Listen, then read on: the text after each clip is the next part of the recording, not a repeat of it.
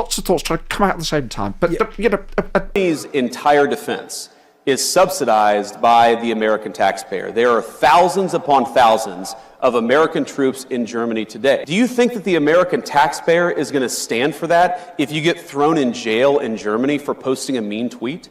Right? So the point that I try to make to our European friends, and I think that there are, I believe that, I know President Trump does, is that friendship is based on shared values. You do not have shared values if you're jailing people for saying we should close down our border. You don't have shared values if you cancel elections because you don't like the result, and that happened in Romania. You do not have shared values if you're so afraid of your own people that you silence them and shut them up. Hey guys, let's talk about JD Vance yet again, the vice president who seems determined to torch decades of US-European alliances whilst cozying up to Putin. Recently, he delivered a speech to a crowd of Trump supporters criticising Europe and accusing it of not sharing American values. Now, it's one thing to critique, I'm a fan of critiquing, obviously, but his hypocrisy was off the charts. He began by complaining about the US subsidising Europe's defence with thousands of American troops stationed in Germany, but he conveniently forgot to mention why they're there: to maintain stability after World War II and to deter Russian aggression during the Cold War. This wasn't just charity from the US, it was a strategic move that the US made to have significant influence over European foreign policy. Yet JD didn't think that it was worth mentioning because perhaps it would undercut his entire narrative. A reason why lots of politicians don't mention certain things, because it destroys their narratives.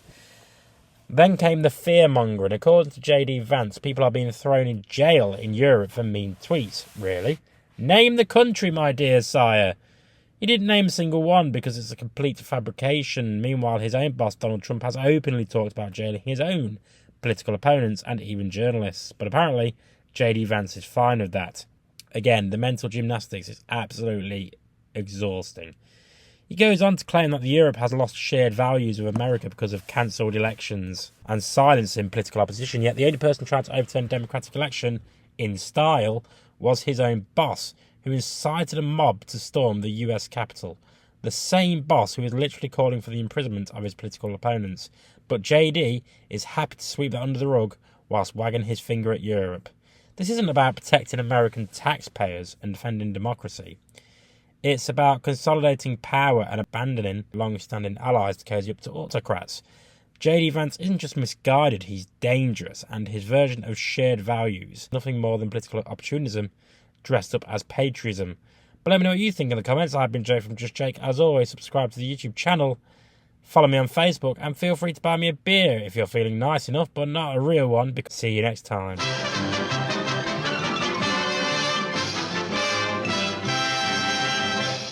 You actually made it to the end of the video. If you would like to subscribe to the channel, which, why haven't you already, is somewhere over there.